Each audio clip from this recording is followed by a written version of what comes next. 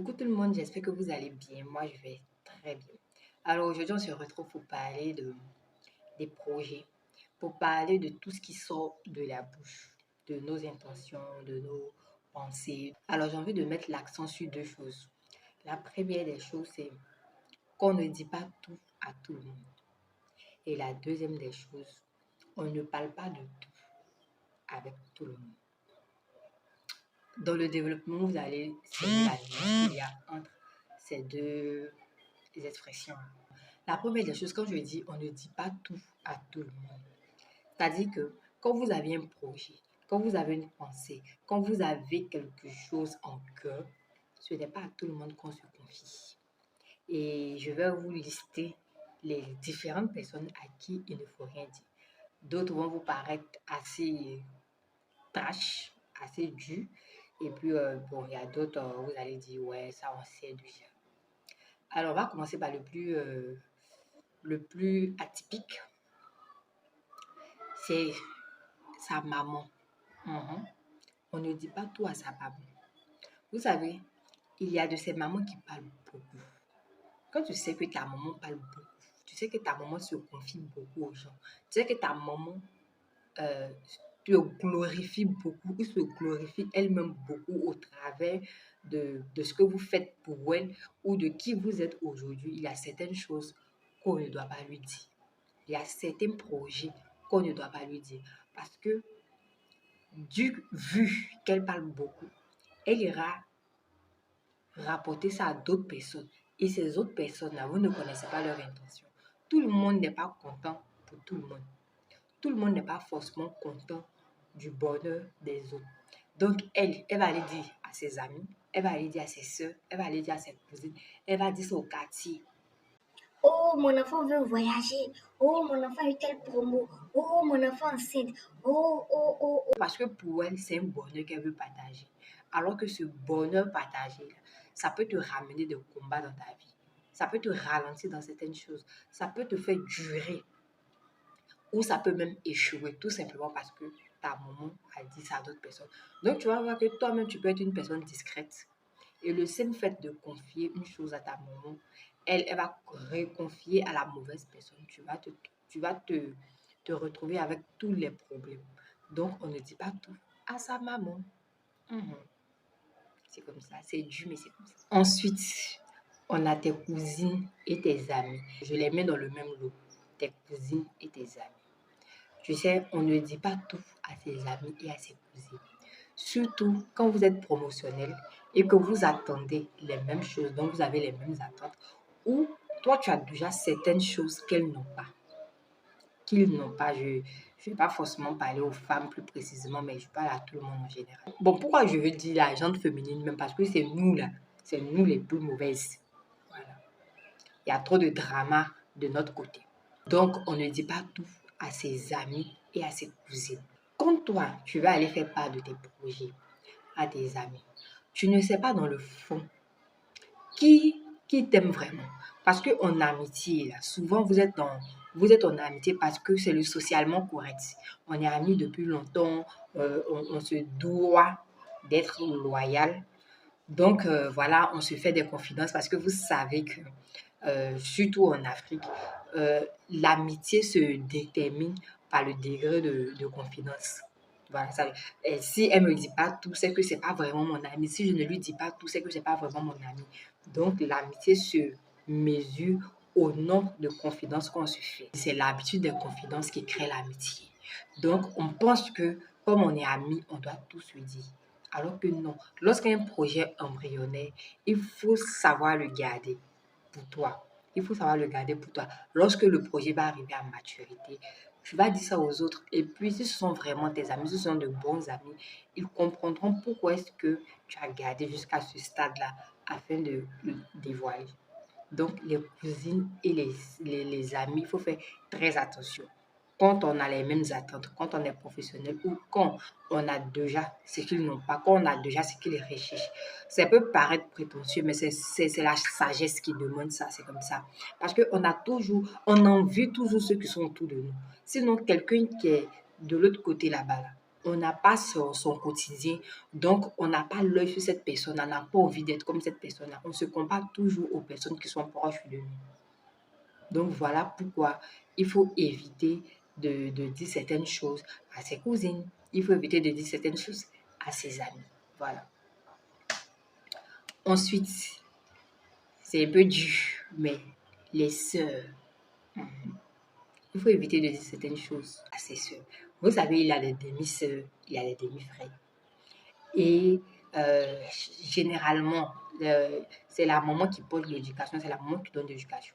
Et comme la femme reste comme on la connaît, vu que chaque enfant a sa maman, généralement, ces mamans-là mettent de la concurrence entre les enfants. Ou souvent même, dans une même famille, la mère ou le père ont une préférence. Du coup, l'autre enfant peut ressentir cette préférence, l'autre enfant peut sentir cette différence qu'il y a là. Et puis, par ricochet, envier sa soeur, envier son frère. Voilà pourquoi il ne faut pas tout dire à ses frères et sœurs. On a déjà entendu des histoires où la sœur a rasé son autre sœur, ou sa sœur a fait ceci, sa sœur a fait cela.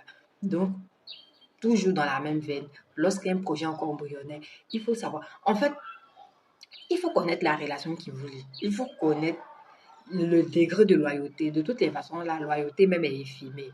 La loyauté s'apprécie au moment où on est en train de parler. Il n'y a pas de garantie de loyauté. On est loyal en fonction de ce qui nous lie actuellement. On est loyal en fonction de la relation qui nous lie actuellement. On ne connaît pas devant, on ne connaît pas ce qui va se passer. Donc voilà pourquoi il y a certaines choses qu'on ne dit pas, même à sa soeur. Si on ne dit pas certaines choses à sa maman, a fortiori sa soeur.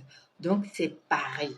On a vu ici des soeurs qui enviaient d'autres soeurs, qui désiraient être à la place de l'autre soeur pour se faire simplement aimer par la maman, qui n'a pas su aimer ses enfants au même titre, qui n'a pas su leur montrer son amour au même titre. On en a vu. On a vu ici des cousines qui se jalousaient parce que les deux parents, donc qui sont frères et sœurs, ont instauré cette histoire de concurrence-là. L'enfant de qui va faire quoi avant qui, l'enfant de qui va faire quoi avant qui. Donc ça crée de l'animosité, ça crée de la jalousie. Dans la famille, on regarde qui va réussir, qui fera quoi avant qui. C'est la même chose. Avec les mamans aussi, c'est la même chose. Dans des amis qui ont leurs enfants qui ne seront pas forcément contents que l'enfant de ta maman réussisse avant elle, son enfant. Donc il faut faire très attention. On ne parle pas de tout avec tout le monde. Aux histoires de famille. Mon père a fait ça, ma soeur a fait ça. Tu sais, ma tante a frappé son mari. Tu sais, ma maman ne m'aime pas trop. Tu sais, mon papa m'a beaucoup frappé. Tu sais, j'ai été abandonnée par mon père. Tu sais, voici le problème de famille qui se pose. Oh, tu sais, mon frère a fait ceci. Oh, tu sais, ma soeur a fait ceci. Vos problèmes de famille, là, ne les racontez pas à votre partenaire. Ce n'est pas bon. Parce que non seulement vous emmenez votre partenaire à ne pas avoir une bonne impression de votre famille, et ça se répercute sur vous-même parce que vous venez de cette famille-là. Donc, dans le fond, c'est un peu comme s'il n'y a pas de différence entre vous et les membres de votre famille. Il faut toujours parler en bien de sa famille auprès de son partenaire. Il ne faut pas forcément mentir ou leur attribuer certaines qualités qu'ils n'ont pas. Mais s'il n'y a pas de qualité à mettre en avant, ce n'est pas la peine d'étaler les défauts. C'est pas la peine d'étaler les défauts. C'est pas la peine de parler de votre souffrance familiale. Non. Parce qu'il faut garder la bonne impression. Il faut garder toi-même ce côté de mystère là. Il faut garder ce côté de je ne suis pas bavarde. Parce que le fait de venir tout le temps te plaindre, de venir tout le temps raconter vos problèmes de famille, là, toi-même, ça ne te présente pas bien. Donc, c'est pour éviter tout ça que vos problèmes de famille ne les racontez pas à votre partenaire. D'autant plus que une relation, ça peut se briser aujourd'hui, ça peut se briser demain. La personne ira avec cette conception que votre famille, c'est une famille de drama, c'est une famille problématique. Donc, vos histoires de famille, réglez sans famille. Et inversement, vos histoires de couple, ne les ramenez pas en famille. Parce que si choix doit se faire, votre famille va vous préférer votre partenaire. Forcément. Et puis, Votre famille va peut-être détester vos partenaires en fonction du mal ou en fonction du problème qu'il y a eu entre vous. Ou bien vous appelez vos amis aussi. Oh, voici ce qu'il m'a fait. Et tous les jours, non. Évitez de dénigrer votre partenaire auprès de vos proches. En plus, quand vous venez tout le temps dénigrer votre partenaire, vous venez tout le temps vous plaindre de ce que votre partenaire vous fait et que vous êtes toujours dedans, vous agacez les gens. Vous-même, là, ça ne vous présente pas bien parce que vous donnez l'impression d'aimer la souffrance. Parce que tout le temps, venez se plaindre d'un mauvais comportement et tu retournes toujours dans ce mauvais comportement-là. Tu finis par agacer les gens. Parce que quand tu vas revenir, c'est que, oh, elle arrive encore. Oh, il arrive encore. Non. Apprends à gérer tes problèmes, à te responsabiliser. Apprenez à régler vos problèmes à deux. Ensuite, évitez de rentrer en conflit avec votre belle famille. C'est très important. Évitez de rentrer en conflit avec votre belle famille. Lorsque vous avez un problème avec l'un des membres de votre belle famille, faites-en pas à votre partenaire. Ce sera à lui de régler avec ce membre de famille-là. Parce que c'est sa famille. Quel que soit le ton qu'il va prendre, quelle que soit la décision qu'il va prendre, vous êtes d'une certaine manière protégé. Mais quand vous allez directement en conflit, ce n'est pas bon. Cela risque de mettre votre couple en péril parce que votre partenaire ne va pas forcément aimer que vous ayez manqué de respect à l'un de ses parents. Même si ce règlement-là était pour lui le protéger, du genre, l'un des membres de lui, sa famille, lui manque de respect. Et vous, comme c'est votre mari, vous voulez le défendre. Donc, vous rentrez en conflit directement avec soit sa mère, avec soit son frère, avec soit son neveu, peu importe. Mais demain, là, quand la situation va se régler, là, sache qu'il y a une dent contre toi. Donc, évite ce genre de problème. S'il a un problème avec sa famille, qu'il y règle avec sa famille. Qu'il y règle avec sa famille. Dis-lui de dire à sa famille de ne plus lui manquer de respect devant toi. Tout simplement.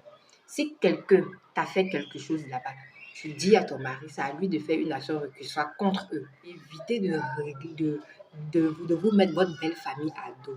Moi, je dis même que la belle famille, là, c'est ta famille, mais c'est pas ta famille proche.